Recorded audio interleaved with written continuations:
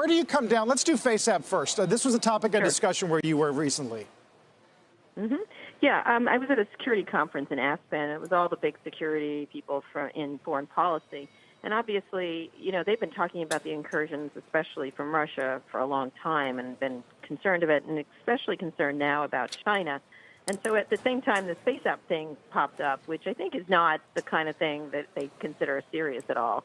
And in fact, a lot of security analysts have said they're not sending everything back to Vladimir Putin so he can look at your old face. But it still brings it into the consumer sector, this idea that there are companies that are not based in the U.S. that have a ton of data about you, and that might be concerning from authoritarian regimes. Kara, my issue with the whole FaceApp craze is that I didn't sense that people were thinking about it. Just like people put smart speakers in their homes and don't necessarily think about the fact that there's an open mic to a big multinational corporation there, the fact that people were taking Facebook quizzes and not necessarily thinking about how their data was being populated. It seems like we're not learning necessarily to go, wait a minute, who makes this app? Where is the data going? Let's read the fine print and then decide whether we should be using it or not. Yeah, absolutely. It was interesting, though. A lot of people seem to know about the Russia angle, and they're like, oh, wait, it's owned by Russia. I heard from a lot of people. So it's interesting when it moves into the consumer space in a more significant way. But, yeah, nobody thinks about it at all. And, in fact, typically if they do think about it, they're like, what do I care? They have my old face or something like that. But this one seems to resonate a little more, even though it's not, and then Congress is getting involved. The Democratic candidates have been warned not to use it if they were. I can't imagine any of them were. And some of them don't need it, and so it's just an interesting question of when does the penny drop for consumers that they're giving away their data, and it could possibly be dangerous to do so. Kara, you brought up an interesting point in this article. You said if people are worried about FaceApp, what about an application like TikTok, which is from China and which a lot of kids are using? They have a lot of data. Do you think that, especially given what's happening in the trade war between China and the U.S., that this app could receive more scrutiny? Well, it's interesting because they got a little bit. They had to pay a fine because of the way they were marketing to kids. I think it was something like that.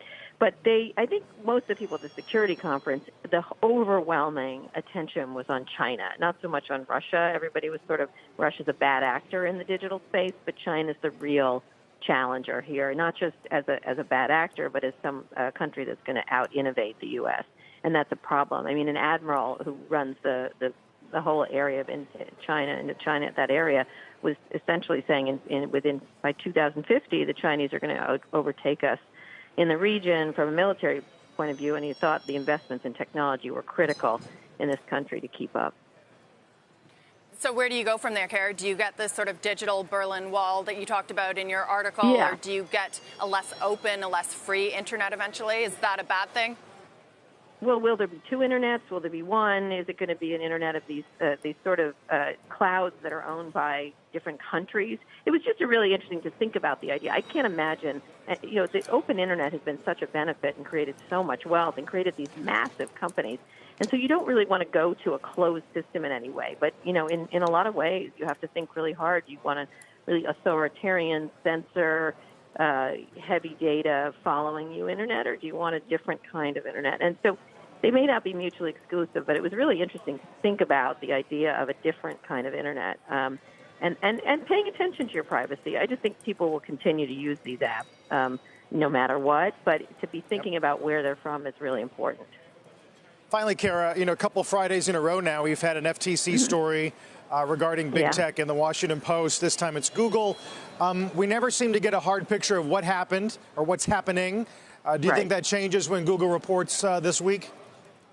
I don't think Google will say much about it. The FTC, I was meeting with some people at the FTC, and they can't, there's a push inside to be more transparent and to say what happened and what they went through, which I think is a great idea to understand how they come to these settlements.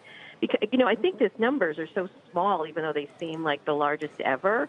But given, the incursion, not just Google, but, so many, Yahoo had billions of people, 3 billion or something like that. It's really amazing that we don't know what our government's doing in terms of investigating them, and it's not out in the open. And so the question is, if these numbers are so small compared to the breaches, why did they decide to do that would be a really nice thing for citizens to know. And maybe what more does the FTC need in terms of staff, which they have talked about. The head of the FTC has talked about this in terms of staff in order to do these investigations. They're so outmatched. It's really kind of amazing that the government allows it to happen.